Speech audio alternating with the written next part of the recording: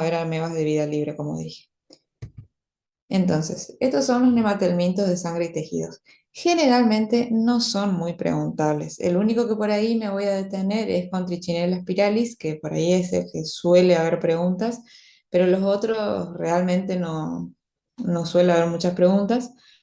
Tenemos dentro de los mismos, bueno, Trichinella spiralis, como dijimos, las angiostrongilosis, donde tenemos la Angiostrongylus costarricensis y la Angiostrongylus cantonensis, las filarias, larvas migrantes y Dracunculus medinensis, que ese después les voy a agregar al Power porque me olvidé, sinceramente pensé que no entraba este año, pero después vi que sí entraba, así que ahora después lo voy a agregar al Power y se los voy a pasar. De igual manera, no se preocupen porque no hay muchas preguntas de Dracunculus. Nunca vi ninguna, de hecho.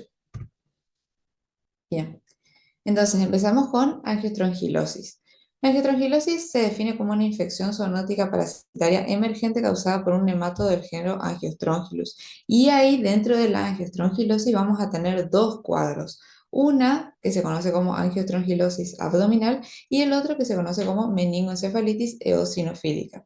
Angiostrongilosis abdominal es producida por Angiostrongylus costarricensis y suele colonizar arterias mesentéricas y la región iliocecal, mientras que la meningoencefalitis eosinofílica está causada por Angiostrongylus cantonensis y va a colonizar el cerebro. En ambos cuadros, el humano actúa como un hospedero accidental, es decir, no son los hospederos definitivos de ninguno de estos parásitos. En el caso de Angiostrongylus costarricensis, que es quien produce angiostrongilosis abdominal, esta se define como una zoonosis que causa fuerte inflamación en el intestino y la región iliocecal. Por otro lado, el Angiostrongylus costarricensis se define como el nematelminto que infecta las arterias mesentéricas en el humano. Ahora, ¿cómo es la morfología? No preguntan mucho, pero bueno, sepan que son milimétricos. Como en la mayoría de los parásitos hay diferencia de tamaño, por ahí la hembra es más grande en el tamaño que el macho, y la hembra suele tener este detalle así, tipo como un bastón, que tiene estas líneas así rojas y blancas. De los huevos no hay mucha, les puse nomás la imagen, pero la verdad que no hay muchas características descriptivas. Lo que sí se lo suele diferenciar porque Angiostrongylus costarricensis tiene cefálicos protuibles a diferencia de Angiostrongylus cantonensis que no los tiene. Ahora, ¿cómo es el ciclo? Como dijimos, siempre tengan en cuenta que acá el hombre es un hospedero accidental, es decir, no entra en el ciclo naturalmente, siendo el hospedero definitivo los roedores que se van a infectar vía oral con la larva 3. A su vez, estos roedores van a eliminar el estadio larvario 1 en las heces. Este estadio larvario va a ser absorbido por el hospedero intermediario, que suelen ser los caracoles, y estos van a eliminar a través de su mucosa la larva 3. Y ahí es donde el humano puede llegar a contraer el parásito. ¿Cómo contraer el parásito? Bueno, hay personas que tienen estos caracoles de mascota y se los suelen apoyar en la cara o se los apoyan en las manos.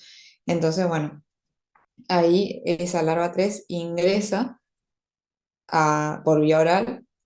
También pueden haber alimentos contaminados con estas larvas por el molusco que haya atravesado ciertas zonas donde estén estos alimentos que va a consumir el humano y las contamine con la larva 3. Entonces estos adultos, al ingresar a través de vía oral al organismo humano, van a ir a invadir la arteria mesentérica y la región iliocecal, teniendo un ciclo heteroxeno, porque tiene un hospedero definitivo y un hospedero intermediario, siendo el definitivo los roedores, el intermediario los moluscos, el accidental somos nosotros y la vía de infección para nosotros es oral a través de la larva 3.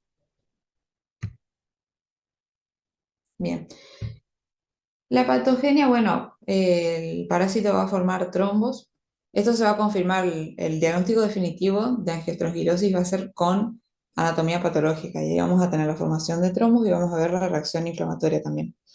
En cuanto a la sintomatología, siempre en toda parasitosis vamos a tener al paciente asintomático y al paciente sintomático. La mayoría de los casos son asintomáticos y van a tener una cura espontánea.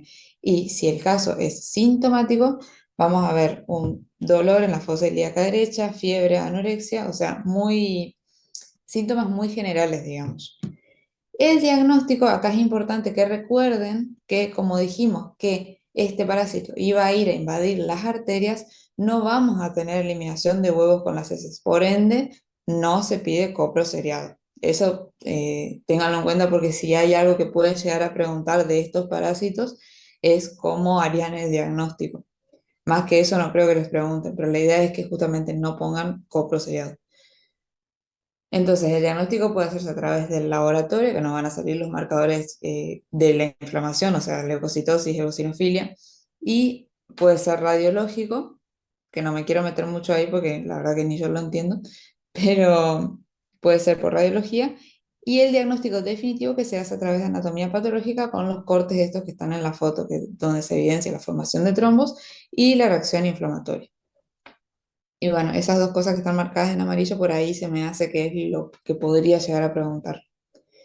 Bien, creo que alguna pregunta de Angiostrongylus costarricensis. No, No, se se entendió entendió todo bien. bien. Bien, son medio aburridos estos temas, perdón, pero eh, voy a tratar de hacerlo más dinámico. Angiostrongylus cantonensis es otro parásito que provoca angiostrongilosis, pero en este caso va a ir a invadir el cerebro, porque es una zoonosis que produce meningoencefalitis eosinofílica que se define como una zoonosis que causa fuerte inflamación y eosinofilia en el líquido cefalorraquídeo. ¿Cómo es la morfología de este parásito? También son milimétricos, tienen un aspecto filiforme y además las hembras acá son de mayor tamaño. Los huevos son muy parecidos a Angiostrongylus costarricensis, así que no hay ninguna característica para destacar.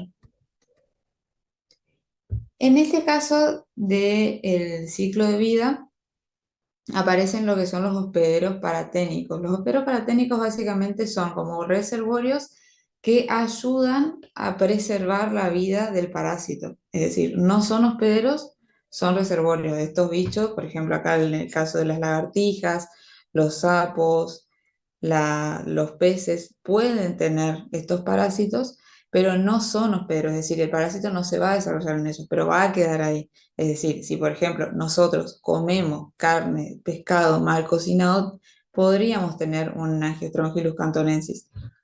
Lo mismo con las ranas, bueno, no sé, yo no como ranas, pero bueno, qué sé yo.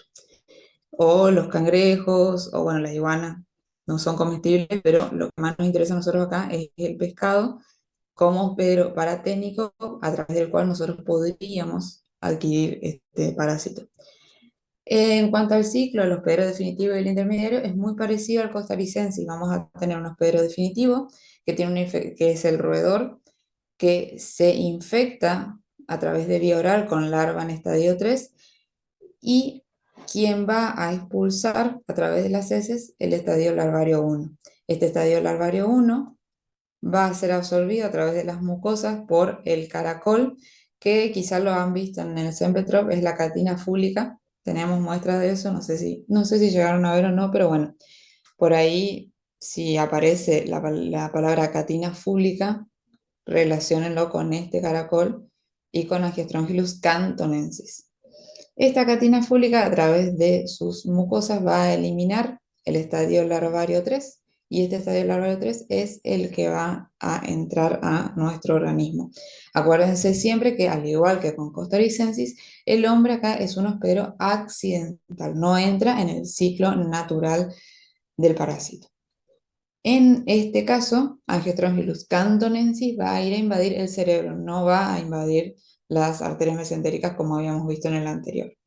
Entonces, repasando, el hospedero definitivo, este es un ciclo heteroxeno, va a tener un hospedero definitivo y uno intermediario, y además estos paraténicos, que no son hospederos en sí, sino que tómenselo más como reservorios, y tiene un hospedero intermediario que son los moluscos, acatina fúlica, el hospedero occidental, que somos nosotros, y la vía de infección, que es oral para nosotros a través del estadio larvario 3.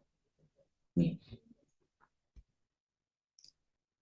La patogenia en cuanto a lo que es la meningoencefalitis eosinofílica, es importante que tengan en cuenta que una vez que la larva de Cantonensis, Angiostrongylus cantonensis, llega al cerebro, no es capaz de salir de este. O sea, no va a ser lo mismo que con costarricensis, que por ahí tenía esa cura espontánea o que por ahí teníamos ese paciente que era asintomático. Bueno, en este caso no, porque cantonensis no puede salir. Entonces va a atraer eosinófilos al parénquima cerebral, produciendo una intensa reacción inflamatoria. Y ahí, bueno, toda la sintomatología relacionada con una meningitis o una encefalitis, que empieza con cefalea, rigidez de nuca, fiebre, náusea y vómitos. Después sigue progresando, sigue con edema de papila, ataxia, alteración de pares craneales, hasta poder llegar al déficit motor, coma y muerte. También puede provocar angiostrongilosis ocular, que básicamente es encontrar el parásito en el ojo, si se hace un fondo de ojo, por ejemplo.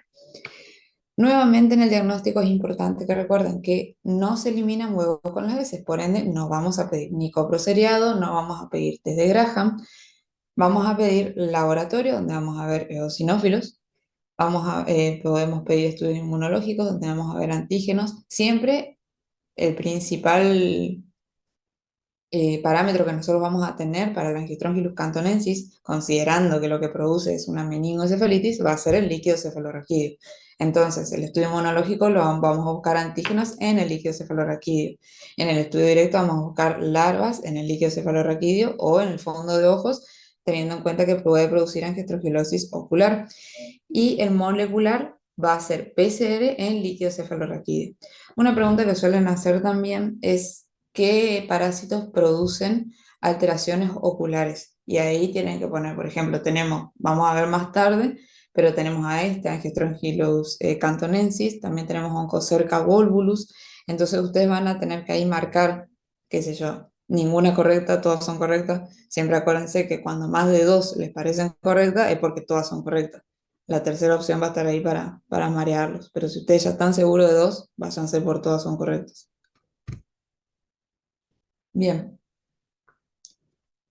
y siempre por ahí les digo que es una paja leer los de profilaxis, pero por ahí suele haber preguntas relacionadas y bueno, es una pavada aprendérselo también. Así que en este caso, angiostrongilosis, tienen que ingerir alimentos bien lavados, consumir agua segura, los moluscos de consumo en criaderos cerrados, evitar contacto con moluscos y sus secreciones. O sea, esta gente que por ahí tiene, tiene un molusco como mascota y se lo pone en la cara, no sería lo ideal. Control de población de babosas en huertas y jardines y en Angiostrongylus cantonensis no ingerir carne cruda de otros hospederos paraténicos, o sea, camarón, rana, etcétera, porque recuerden que actúan como reservorio, o sea, si bien los parásitos no se pueden desarrollar ahí, están ahí presentes y si comemos por ahí carne de pescado mal cocinada, podemos tranquilamente eh, tener un Angiostrongylus cantonensis. Bien, ¿hasta ahí alguna pregunta?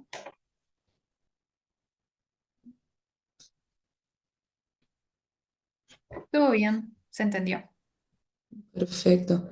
Creo que no hay nada en el chat. Bueno, de esto del mantenimiento de sangre y tejido, por ahí no tengo algunas de preguntero, pero de los otros temas que voy a dar más adelante, de estas medio que no, como que no hay muchas preguntas. Bien, ahora pasamos a larva migrantes o larva migrans, que es una infección zoonótica parasitaria emergente, igual que Angiostrongylus, causada por nematodos que no pueden evolucionar parasitando al ser humano. Es decir, nosotros nuevamente acá somos hospederos accidentales. El parásito va a entrar a nuestro organismo, pero no va a saber qué hacer porque nosotros no tenemos, al no ser nosotros el hospedero definitivo ni intermediario, no tenemos los medios ni las condiciones que ellos necesitan para seguir desarrollándose. Y en este caso, las larvas migrantes están muy relacionadas con nuestras mascotas, es decir, las más frecuentes, los perros, los gatos. Siendo así, tiene dos cuadros. Por un lado tenemos larva migrans cutánea y por otro larva migrans visceral. Ya los nombres más o menos nos dan una idea. Larva migrans cutánea, básicamente vamos a ver una larva recorriendo la piel y en larva migrans visceral van a estar dentro de las vísceras. Larva migrans cutánea va a estar causada por Ancylostoma caninum y Ancylostoma brasiliensis y suele colonizar la piel en los humanos. En los perros es otro tema, pero en los humanos, lo que a nosotros nos interesa, vamos a verlo en la piel. Y la migrans visceral, por su parte, va a estar causada por Toxocara canis, Toxocara gatis o Toxocara leonina y va a colonizar, en nuestro caso, intestino, hígado, cerebro u ojos. como dijimos, en ambos cuadros el humano actúa como hospedero accidental. En el caso de Ancylostoma caninum, que dijimos que iba a producir larva migrans cutánea. La larva migrans cutánea se define como una erupción autolimitada de piel producida por nematodos cuyo huésped natural no es el hombre, es decir, no va a completar su ciclo en los humanos. En cuanto a su morfología, no les van a preguntar, suelen ser milimétricos y los adultos tienen una cápsula con 3 pares de dientes. No es algo a destacar porque como no nos invade a nosotros, no, o sea, sí, pero no somos su hospedero definitivo, entonces por ahí no es un dato de mucha relevancia, pero bueno, no le van a preguntar eso. Ahora, sí les pueden preguntar, hacer preguntas relacionadas con su ciclo de vida. Siempre acuérdense que, bueno, el perro tiene una cantidad de formas de contagiarse, tiene como 4 formas de contagiarse, no les voy a detallar porque va a estar aburrido, pero a nosotros nos interesa cómo ingresa a nuestro cuerpo. Acuérdense que en este caso el estadio infectante es la larva filariforme y acá la vía de infección es percutánea. Acá va a ingresar a través de la dermis y por eso justamente se llama larva migrans cutánea. ¿Qué pasa? Esta larva migrans va a ingresar y va a quedar ahí nomás y se va a ir moviendo. Creo que se mueve, no sé, 1 centímetro por día. Va a moverse y va a quedar ahí nomás porque ni siquiera tiene que buscar un vaso sanguíneo, a diferencia de Strongyloides stercoralis, que recuerden que Strongyloides producía lo que se llamaba como larva currens. El síndrome de larva currens que se producía cuando el Strongyloides stercoralis ingresaba a nuestro organismo y corría porque buscaba un vaso sanguíneo y lo encontraba. En cambio, este, como no sabe qué buscar porque no somos su hospedero definitivo, entró a un lugar que no correspondía, entonces va a ir avanzando lento, o sea, va a avanzar 1 centímetro por día. Acuérdense entonces que larva migrans es una cosa y larva currens es producida por Strongyloides stercoralis, no son lo mismo. Acuérdense también que en este caso los hospederos definitivos son los perros o gatos y el hospedero accidental somos los humanos. La vía de infección va a ser percutánea a través de la larva 3 o larva filariforme. En cuanto a la sintomatología, vamos a ver prurito eritematoso, edema local, pápulas hemorrágicas y urticarias. Se va a ver de esta manera, la lesión es muy característica y como les dije, lo van a diferenciar porque esta larva se va a mover lento a diferencia de la larva currens que se va a mover muy rápido. Por supuesto, en este caso, al no ser nosotros el hospedero definitivo, nunca va a encontrar un vaso sanguíneo, esa larva va a quedar ahí, por ende la vamos a tener que tratar de sacar de ahí nomás. Y no vamos a pedir, por supuesto, poco parasitológico seriado, porque no vamos a eliminar huevos con las heces, porque acá va a ingresar la larva y se va a quedar en estadio larvario. No va a pasar nada, no va a evolucionar adulto ni nada como para depositar huevos. El diagnóstico, bueno, siempre acuérdense lo clínico, que es lo importante y lo evidente que vamos a ver. Y la biopsia de tejidos, que no es un motivo de, o sea, acá no sé qué quise poner, pero no amerita, o sea, el diagnóstico de larva migrans cutánea no amerita una biopsia. Sí o sí tiene que ser la clínica, que es característica.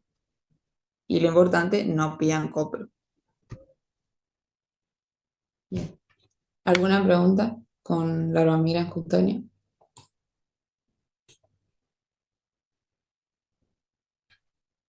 No, se entendió súper bien. Súper. Bien, ahora vamos con la Ramigrans visceral. La Ramigrans visceral es causada por otro parásito que no es de los nuestros, en el cual nosotros actuamos como hospederos accidental, y es el Toxocara canis, como su nombre lo dice, va a estar en los perros. También tenemos Toxocara gatis, que está en los gatos, y Toxocara leonina, que puede estar en ambos. Pero bueno, en nuestro caso el más frecuente es Toxocara canis, que va a producir, como dije, larva migrans visceral, que es una enfermedad multisistémica producida por las larvas de Toxocara canis.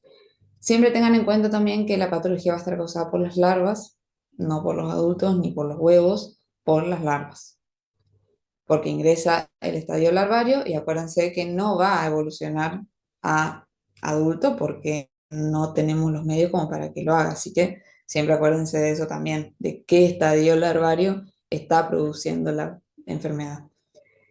En cuanto a la morfología, bueno, estos miden centímetros, son un poquito más grandes y presentan en su extremo anterior dos aletas cefálicas. No les van a preguntar esto, pero bueno. Ahora, ¿cómo es su ciclo de vida? Lo mismo, acá en el perro, por ahí no me quiero adentrar mucho porque tiene muchísimas formas de contagio, pero sí nos interesa a nosotros. ¿Cómo va a ingresar Toxocara canis a nuestro organismo? Va a ingresar a través de vía oral con eh, un huevo larvado, sería un huevo fecundado. Ese huevo va a estar, por supuesto, en lugares o alimentos que estén contaminados con heces de perro, qué sé yo, tienen una huerta en la casa y la tierra está contaminada con heces y no lavan los vegetales y bueno, puede ser un caso de Toxocara canis. O los chicos que andan por el patio, que bueno, que pasan la mano en la tierra, se llevan la mano en la boca, es muy frecuente en la población pediátrica Toxocara canis, de hecho. ¿Qué va a pasar cuando cuando el huevo ingrese a nuestro organismo? Va a eclosionar en el intestino y va a salir la larva 3.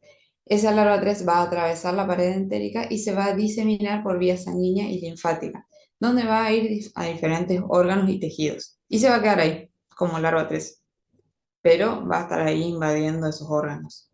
Entonces acá nuevamente nosotros somos accidentales, por ende los perros definitivos van a ser los perros o gatos, el hospedero accidental nosotros los humanos, la vía de infección va a ser oral y el elemento infectante en este caso van a ser los huevos larvados. Pero el elemento, ese es el elemento que ingresa a nosotros, a eso me refiero con infectante. Y el elemento que produce la patogenia va a ser la larva 3, que es la que va a eclosionar ni bien este huevito entre al intestino.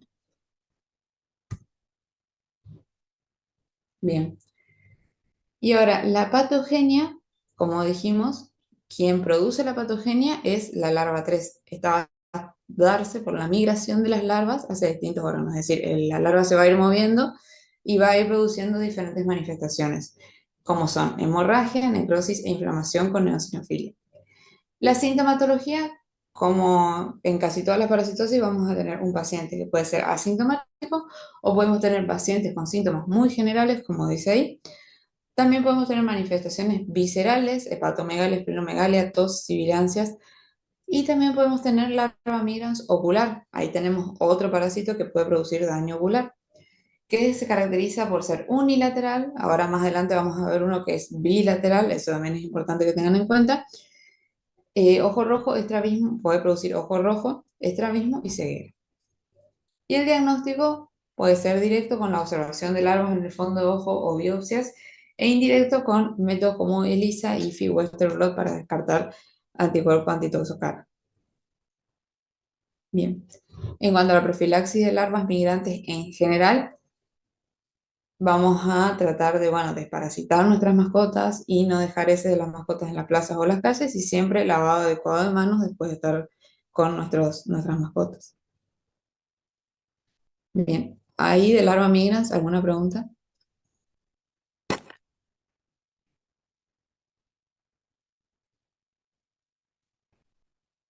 Bueno, seguimos entonces con Trichinella spiralis. En este capaz sí me detengo un poquito porque sí hay preguntas de Trichinella spiralis, sobre todo la profilaxis.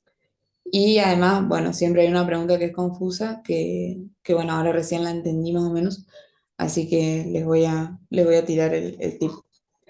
Bueno, Trichinella spiralis es un parásito que afecta a animales domésticos y salvajes, principalmente cerdos. Acá nuevamente somos accidentales y además nos producen una enfermedad que se llama triquinosis o triquinelosis, que es una enfermedad zoonótica causada por el consumo de carne mal cocinada, fundamentalmente de cerdos, porque acuérdense que acá los hospederos van a ser los cerdos.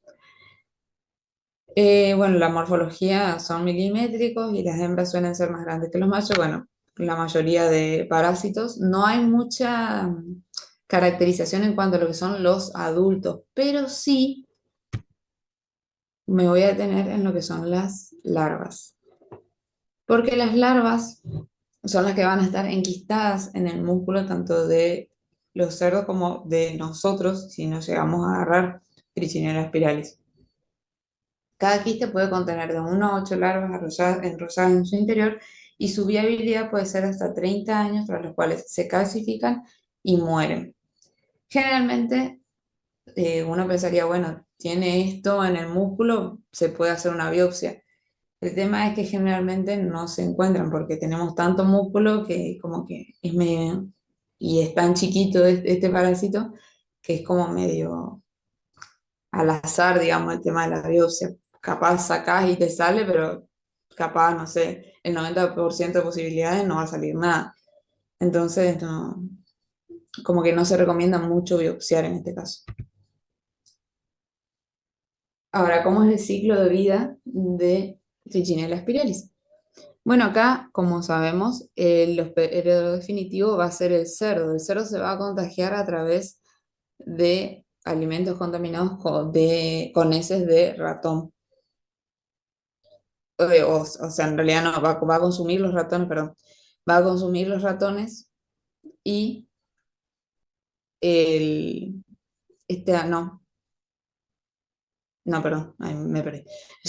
El- los alimentos contaminados con huevos de Trichinella spiralis que vienen de ratones. Las heces de ratón van a contaminar los alimentos que el cerdo va a comer y el cerdo, al ingerir estos huevos, se van a convertir en larva uno y esta larva uno se va a ir a enquistar a los músculos del cerdo.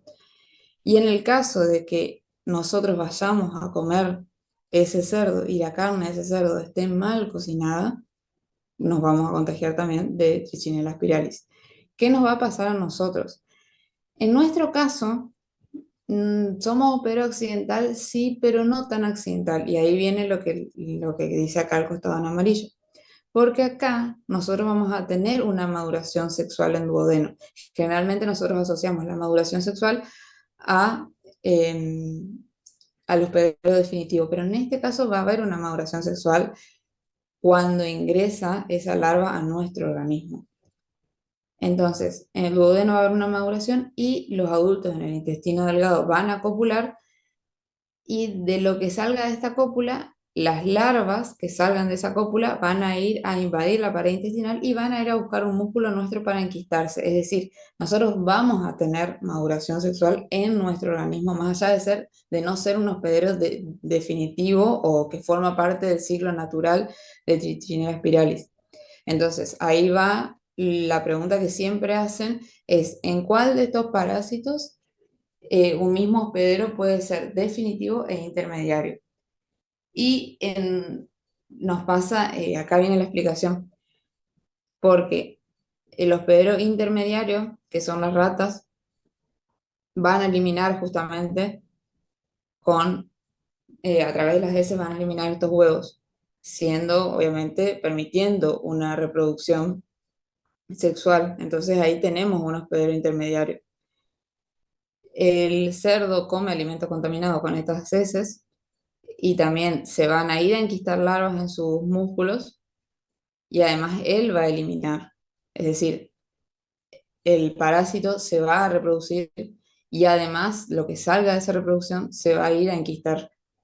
O sea, no sé si se explica, digamos, eso, pero bueno, a eso se refiere la pregunta con que un mismo hospedero puede ser definitivo e intermediario. Porque nosotros relacionamos siempre que lo que es reproducción sexual está en el definitivo y acá no pasa eso. Acá pueden reproducir tanto en los definitivos, en los intermediarios y en los accidentales. Entonces esas larvas, lo que salga de ahí, se va a ir a enquistar a nuestros músculos. Lo repito muchas veces porque por ahí no se entiende y por ahí suele entrar esa pregunta y confunde. Bueno, repasando el ciclo, el hospedero definitivo son los cerdos y los roedores, el hospedero occidental los humanos, la vía de infección es oral y el mecanismo de infección es fecalismo. Ahí no, en nuestro caso sería carnivorismo. En el caso del cerdo sí es fecalismo, en nuestro caso acá lo voy a cambiar ahora, es carnivorismo porque estamos consumiendo una carne mal cocinada. No sé si queda alguna pregunta de esta parte, es medio complicado por ahí, pero es normal. No, no, se entendió. Bien. En cuanto a la patogenia de Trichinella spiralis, tiene tres fases: la fase de invasión, la fase de migración y la fase de enquistamiento. De estas tres fases no me voy a poner a leer, pero quiero que les quede eso que está marcado con amarillo, que en la fase de enquistamiento puede durar de 10 a 30 años y que recién empieza a haber síntomas cuando existen 5 larvas por gramo de músculo. O sea, el tipo puede estar 20 años y ni se entera que tiene Trichinella spiralis. Entonces, por ahí, fíjense que es larguísimo y también se la llama la gran simuladora porque va a ir simulando muchos síntomas generales, como por ejemplo, no sé, los pacientes tienen astenia, tienen dolor muscular, que puede ser cualquier cosa, pero que después termina siendo trichinela espiral y de, no sé, 30 años de evolución. Entonces, es como que por eso dice el Power, van a ver que dice la gran simuladora, porque va a ir disimulando otras cosas sin que se llegue a reconocer qué es lo que le está pasando al tipo. Porque fíjense que recién hay síntomas cuando existen 5 larvas por gramo de músculo, recontra infectado. En cuanto a la sintomatología, bueno, tiene síntomas inespecíficos, generales. En la fase de invasión suele tener síntomas inespecíficos o generales. En la fase de migración sí, suele ser sintomática sí o sí, pero también muy inespecíficos, como fiebre, sudoración, escalofríos. Y acá esto era lo que yo les quería comentar hoy, que es el edema periorbital bilateral, que se diferencia de lo que vimos hoy con larva migrans visceral, que decíamos que íbamos a tener larva migrans ocular en un solo ojo. Bueno, acá el edema periorbital bilateral, o sea, en los dos ojos, es característico de Trichinella spiralis. Por ejemplo, en la enfermedad de Chagas, ¿se acuerdan que teníamos el chagoma de inoculación, el signo de Romaña, que sí o sí se iba a dar en un solo ojo? Bueno, acá no. Acá lo característico es el edema periorbital bilateral. Y eso puede ser que también pregunten. Así que tengan en cuenta, siempre que lean bilateral, relaciónenlo con Trichinella spiralis, que eso es característico de este parásito. Y bueno, en la fase de enquistamiento sí, ya tenemos espasmos musculares, debilidad muscular, disnea y dolor al respirar. El diagnóstico, bueno, la anamnesis, consultar a ver dónde trabaja, si trabaja en criaderos de cerdos, puede ser un factor de riesgo. La clínica con el examen físico completo, como les dije, el edema facial periorbitario es característico y podemos ver por métodos directos, aunque no son muy recomendados. La biopsia no suele utilizarse y no se suelen expulsar tampoco adultos en heces. Recuerden que además de tener nosotros las larvas enquistadas en el músculo, íbamos a tener los adultos en el intestino, que también se iban a estar reproduciendo. Y en cuanto al diagnóstico indirecto, podemos pedir técnicas de inmunodiagnóstico como TIFI, LISA y Western blot, siendo estas dos últimas las más recomendadas. En cuanto a la profilaxis de triquinosis, también hay preguntas de profilaxis de triquinosis, puede haber, suelen hacer todos los años. Acuérdense, controlen los mataderos, consumo de carnes bien cocidas, no consumir embutidos sin rótulo y congelar las carnes. Esta enseguida se van a dar cuenta que les están preguntando por triquinela, porque van a ver la palabra cerdo y tienen que relacionarla con triquinosis, sí o sí. Y bueno, y también obviamente con las tenis. Pero siempre que haya profilaxis de triquinela y haya la palabra cerdo, marquen esa opción. Y bueno, después acá abajo les agregué la viabilidad de las larvas congeladas. Bueno, congeladas y casi hervidas, digamos. A menos 30 grados mueren tras 24 horas y a 63 grados mueren las larvas. Mueren al toque, digamos. Bien. ¿Alguna pregunta de triquinela?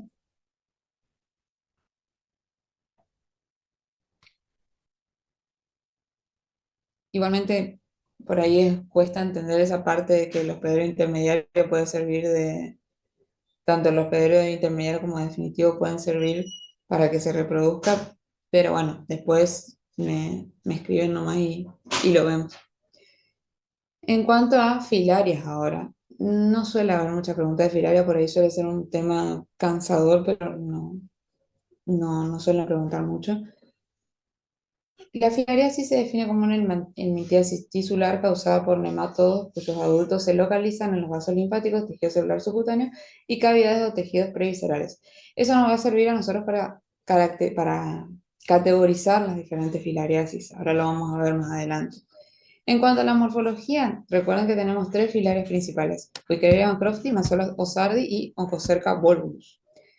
Los adultos tienen un cuerpo cilíndrico, acuérdense que son nematelmintos y filiriformes.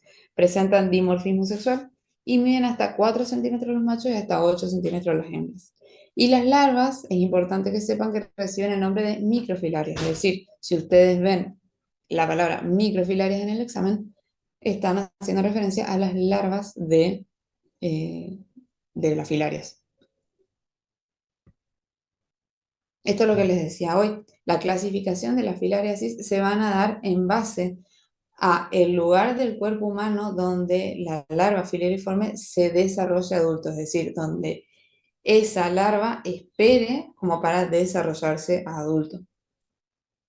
Un ejemplo, Wikiria bancrofti, se la conoce como filariasis linfática, porque las microfilarias se encuentran en la sangre y van hacia los vasos linfáticos para convertirse en adultos. Es decir, es el lugar donde va a ir la larva para convertirse en adulto. Entonces, no es el lugar donde está el adulto, sino es el lugar donde va a ir la larva para ir recién convertirse en adulto. Y esa filariasis linfática nos va a producir lo que se conoce como elefantiasis, que sería esta imagen que está acá de Wikiria bancrofti. Nos va a producir un edema importante generalmente en miembros inferiores. Y por otro lado tenemos Manzonella osardi, se caracteriza por ser apatógena, por eso no había foto en la diapo siguiente, y se las conoce como filariasis de otras localizaciones. ¿Por qué? Porque las microfilarias se encuentran en sangre periférica y van hacia los tejidos previscerales para convertirse en adultos, independientemente de qué tejido sea. Y después Oncocerca volvulus, que también es uno de los parásitos que provoca daño ocular. Así que acuérdense, si entra esa pregunta, si está la opción Oncocerca volvulus, es una de las correctas. Se la conoce como filariasis subcutáneas y porque las larvas permanecen en el tejido celular subcutáneo donde van a alcanzar la edad adulta. Y provoca oncocercosis o ceguera de los ríos, como esta lesión que está acá. La triada de oncocercosis, perdón, es nódulos, lesiones en la piel y lesiones oculares. No creo que les pregunten sintomatología de las cosas, pero bueno, por las dudas les agregué ahí. Y bueno, Manzonella osardi, que como dijimos, no tiene patología asociada, son apatógenos. El ciclo de vida, acuérdense que siempre que hablamos de filarias estamos hablando de un díptero. Entonces el díptero tiene que picar sí o sí al humano para que las larvas filariformes penetren en la piel. Esas larvas van a desarrollarse, van a pasar a ser adultos y esos adultos van a producir microfilarias que viajan por sangre o linfa para que venga un mosquito que nos pique nuevamente para alimentarse y ingiere estas microfilarias. Entonces estas microfilarias se van a desarrollar en ese mosquito y ese mosquito va a terminar contagiando a la persona y así se repite el ciclo. ¿Cómo hacemos el diagnóstico de filariasis? Por supuesto, no vamos a pedir coprocultivo. Vamos a hacerlo a través de una extracción de sangre o bien tejido celular subcutáneo, que son los lugares donde pueden estar estas microfilarias. Y el indirecto van a ser pruebas basadas en inmunodiagnóstico. El power del doctor Raúl no aclara bien cuáles son las pruebas, así que quédense con eso porque seguramente no les van a preguntar más que eso. Y la profilaxis, control de dípteros, básicamente, uso de repelentes, educación para la salud, ahí dice Sanyud, pero bueno, ahora lo voy a corregir y se los paso. Bien, ¿alguna pregunta de Filares?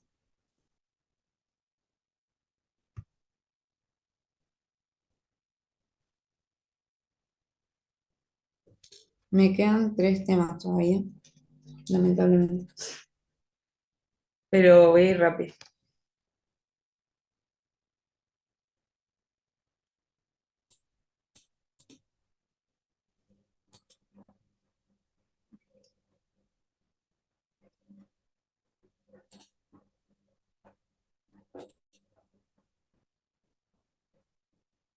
Bien. ¿Ven ahí el power? Sí, se Sí, ve se ahora. ve. Bien. Sí, ahora. Ignoren eso que dice primera parte porque, no sé, le escribí mal. Bueno, ahora vamos a ver los temas que me tocan que me quedan, que son las amebas de vida libre y Acantamoeba y Naegleria floweri. Y vamos a ver también Schistosoma manzoni. Después Gaby les va a dar. eh, ay, no me sale. Los otros trematodes. Bien, Naegleria floweri, entonces, acuérdense, nosotros tenemos dos amebas de vida libre que van a ser Naegleria floweri y Acantamoeba. Naegleria floweri, acuérdense que, ¿cómo se define? Es un protozoario termófilo que habita en ríos, aguas termales y mares. De allí su denominación de vida libre, que invade tejidos hasta llegar al cerebro de su hospedador. ¿Qué produce meningoencefalitis amebiana primaria o MAP? Esta meningoencefalitis tiene que diferenciarse de la producida por la entamoeba histolítica, que se conoce como meningoencefalitis amebiana secundaria. Acuérdense entonces, Naegleria floweri produce meningoencefalitis amebiana primaria, mientras que entamoeba histolítica produce meningoencefalitis amebiana secundaria. Entonces, esta meningoencefalitis amebiana primaria producida por Naegleria puede causar necrosis e inflamación de los tejidos, siendo letal en muchas ocasiones. En cuanto a la morfología de Naegleria floweri, vamos a tener dos formas conocidas, dos formas de importancia para nosotros, que son trofozoito ameboide, que es el estadio infectante y diagnóstico, y el trofozoito flagelado, que es el estadio infectante y diagnóstico también. Y los quistes es la tercera forma, que es el estado de resistencia, pero este no va a encontrarse en nuestro organismo, sino que se encuentra en ambientes no favorables, por lo que justamente no es infectante. Entonces, ¿cómo van a ingresar? Los quistes, estos quistes por condiciones del ambiente se van a transformar en trofozoitos. Y estos trofozoitos van a tener una forma flagelada. Por supuesto que el flagelo los va a ayudar a moverse mejor en el agua. Entonces, van a llegar a estos lugares que les gustan a ellos, o sea, son termófilos, o sea, les encantan los lugares de aguas cálidas, principalmente como aguas termales, por ejemplo, donde la gente va a ingresar y justamente se va a zambullir, entonces el agua le va a entrar por la nariz. Y con el agua va a entrar la Naegleria floweri, que va a penetrar a través de la mucosa nasal y va a migrar hacia el cerebro. Entonces los trofozoitos se van a encontrar en el líquido cefalorraquídeo, en el tejido cerebral, y las formas flageladas ocasionalmente se van a encontrar en el líquido cefalorraquídeo. A eso nos referíamos hoy cuando decíamos que tanto el trofozoito ameboide como el trofozoito flagelado constituyen estadios diagnósticos. Uno, los trofozoitos ameboides, se van a encontrar en el líquido cefalorraquídeo y tejido cerebral, mientras que el flagelado también lo podemos encontrar en el líquido cefalorraquídeo si se hace una punción para el diagnóstico. En cuanto a la patogenia, estos van a fagocitar glóbulos rojos, blancos, neuronas y destruyen tejidos. La sintomatología, bueno, como dijimos, es una enfermedad sumamente fatal y los síntomas típicos que vamos a ver van a ser dolor de cabeza, náuseas, vómitos, evolucionan hasta causar la muerte. Y el diagnóstico, por supuesto, va a ser a través de una muestra de líquido cefalorraquídeo o tejido cerebral. Repasando, el tipo de ciclo es monoxénico. Nosotros somos el único hospedador de Naegleria floweri. La vía de transmisión va a ser nasal y el hábitat que va a tomar Naegleria dentro de nuestro organismo es cerebro y meninges. El hospedador definitivo, por supuesto, somos nosotros. Ahora la pregunta es, acá dice, una respuesta es correcta. Blastocitis hominis se transmite por alimentos y bebidas contaminados con trofozoitos. El cloro de potabilización mata los quistes de entamoeba histolítica. La meningoencefalitis amebiana primaria es ocasionada por Naegleria, o de las amebas de vida libre son siempre parásitas del hombre. ¿Cuál les parece? La C. La sé. Bien. Sí, esa es la correcta. Obviamente que es muy evidente ahí la correcta porque justo estuvimos tocando el tema, pero yo acá puse las preguntas que encontré sobre los temas de los que estaba hablando, entonces por eso más o menos quiero que por ahí no se, porque puede causar confusión o por ahí en el examen puede parecer muy obvio, pero puede ser, esa respuesta obvia puede ser la correcta. Así que bueno. En, en Acantamueva también tenemos preguntas.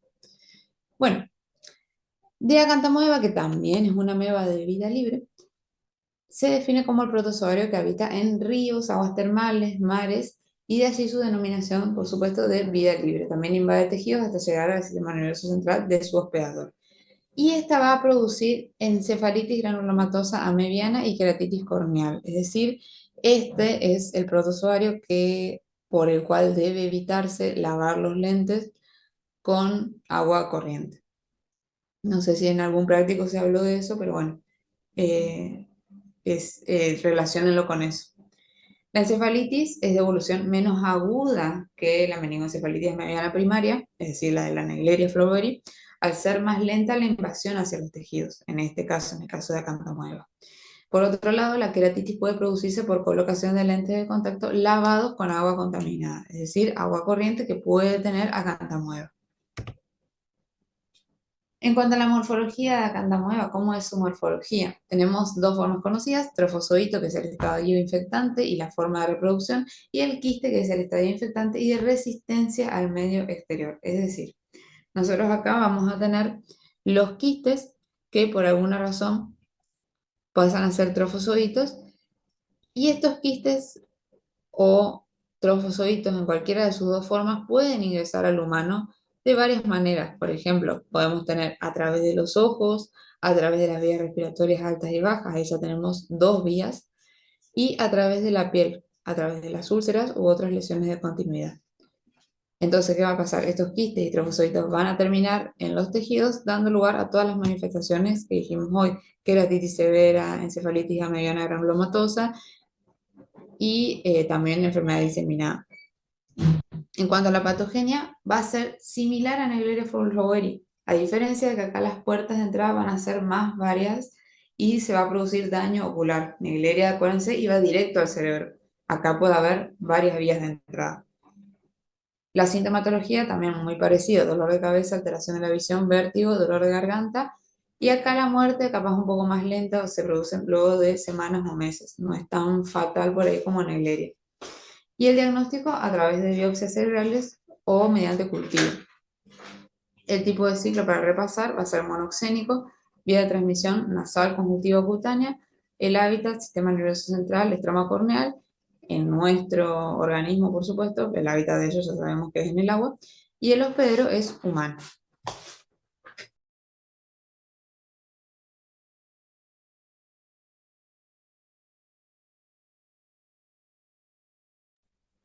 Perdón.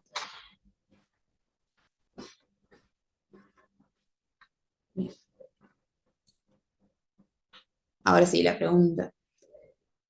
¿Se me escucha bien?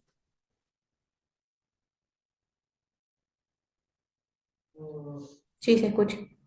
Bien. De estos parásitos, ¿quién puede causar lesiones oculares? Ah, esta es la pregunta que les decía hoy. Oncocerca bulbulus, B. Toxocara canis, C. Acantamoeba, D. Todas son correctas.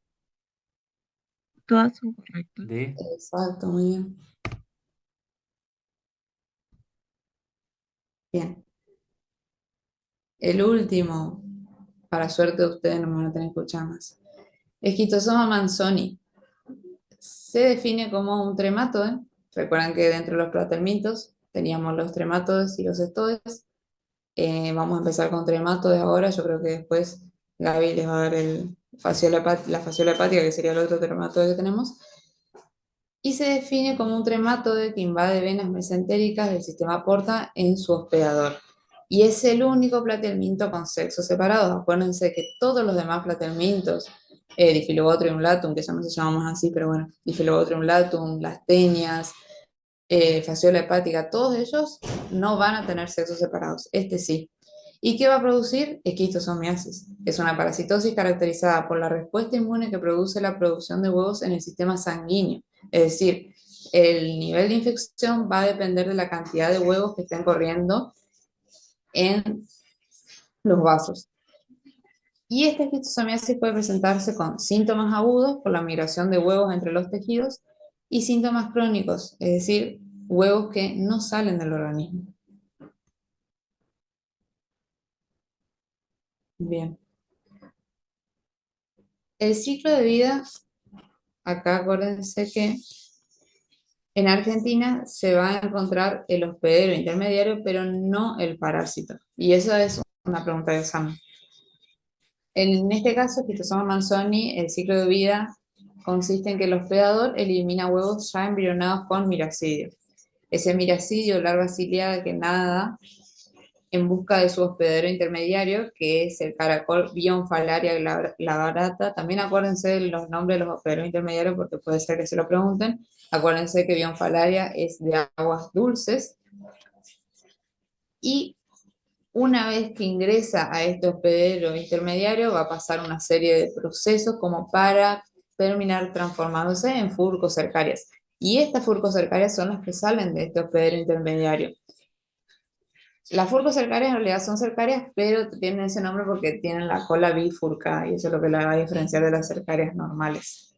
Una vez que estas furcocercarias salen de este hospedero intermediario, van a ingresar al hospedero definitivo a través de la piel. Entonces acuérdense que acá la vía de transmisión es transcutánea. En las venas mesentéricas del hospedero definitivo se van a desarrollar los adultos y la hembra va a vivir en el canal ginecóforo del macho.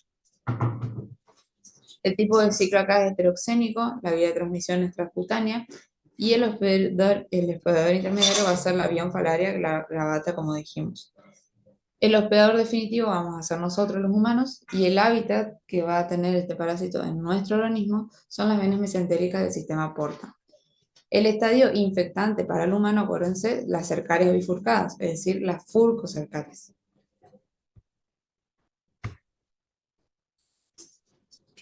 Bien. En el caso de la sintomatología de Schistosoma manzoni, acuérdense siempre, no siempre, generalmente, las parasitosis se clasifican en parasitosis aguda y parasitosis crónica. La esquistosomiasis aguda va a darnos una dermatitis pruriginosa, escalofríos, fiebre, debilidad general y diarrea. Muy inespecíficos los síntomas, como cualquier parásito. Y en el caso de la crónica, tenemos forma crónica intestinal, forma crónica hepatoesplénica y forma pulmonar obstructiva. La forma crónica intestinal, dolor abdominal, diarrea mucosanguinolenta o disentería, anorexia. Y hepatoesplénica vamos a tener hepatosplenomegalia, cirrosis, hematemesis, varices esofágicas y ascitis. En la forma pulmonar obstructiva vamos a tener disnea, dolor precordial, congestión pulmonar y cianosis. Y en el caso del diagnóstico vamos a tener coproparasitológico seriado. En este caso elegimos el método de Hoffman, Pons y Hanner. Yo me acuerdo que hace un par de años cuando cursé preguntaban cuál era el método del copro, pero no sé, sinceramente no vi más esa pregunta, así que no se asusten. Por las dudas la marqué con rojo porque me acuerdo que eso me preguntaron a mí. Ahora la pregunta sobre esquistosomiasis para practicar. Dice, marque la opción correcta sobre esquistosomiasis. Acuérdense siempre, lean si les pide la correcta o la incorrecta. Estén atentos a eso. En cuanto a esquistosomiasis, A, el hospedador definitivo es un molusco de agua dulce. B, la sintomatología se da principalmente por la presencia de adultos en venas mesentéricas. C, en Argentina la vigilancia epidemiológica debe ser activa por la tendencia a su diseminación desde países vecinos. D, la infección se adquiere accidentalmente al consumir caracoles de agua dulce. ¿Cuál les parece? La B. No, la C. ¿Por qué?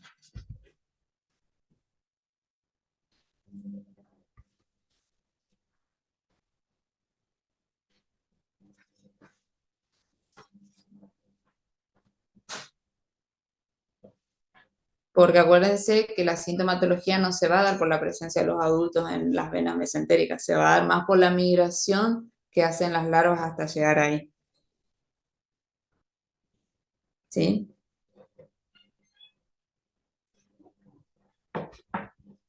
O sea, sí es verdad que los adultos van a estar en las venas mesentéricas, eso sí es cierto y por ahí capaz va por ese lado la confusión, pero la sintomatología no se va a producir tanto por la presencia de los adultos ahí, sino más por la migración que van a estar haciendo todo el tiempo estos parásitos. Y la C es correcta porque acuérdense que en Argentina no vamos a tener el parásito, pero sí puede venir de países cercanos, como por ejemplo Brasil, que se sabe que hay quitosomiasis. No sé si se entendió por qué no la ve. Sí, se entendió. Bien. Entonces acuérdense de eso, no se da tanto por la presencia de los adultos en las venas mesentéricas, sino por la migración que todo el tiempo están haciendo las larvas. Y acuérdense que todo el tiempo, al estar los adultos copulando, va a haber larvas todo el tiempo. Entonces, todo el tiempo va a haber movimiento. Bueno, ahora la otra pregunta, que ya vieron ahí la correcta, pero bueno, vamos a practicar. Dice, marque la opción correcta sobre esquistosomiasis. A, el hospedero definitivo es un molusco de agua dulce. B, la sintomatología se da principalmente debido a la migración de los huevos a través del tejido y la respuesta inmune a los mismos. Fíjense esa. C, en Argentina hay alta probabilidad de contraer dicha parasitosis debido a que se encuentra el hospedero intermediario y el parásito. Y D, la infección se adquiere al consumir accidentalmente huevos embrionados. Al consumir huevo embrionado, que dijimos que ingresa transcutáneo, o sea, no es. ¿Cuál sería?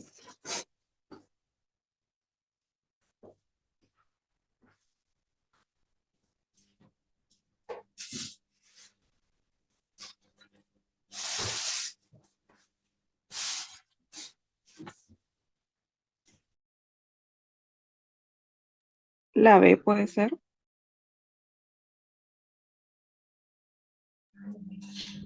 Sí, perfecto, la B. Acuérdense lo que dijimos hoy, siempre la sintomatología se va a dar principalmente debido a la migración de huevos a través del tejido. Ahí está. Y la A dice, los peros definitivos, un molusco de agua dulce. No, los peros definitivos somos nosotros. El molusco es intermediario. Bien. Bueno, gracias por escucharme. Eso fue todo. Muchos éxitos. Cualquier cosa ya saben que me pueden preguntar ahora. Yo me voy a quedar un ratito. O me pueden escribir, no hay problema. Gracias, Agus. No, de nada. Gaby, no sé si ya estás.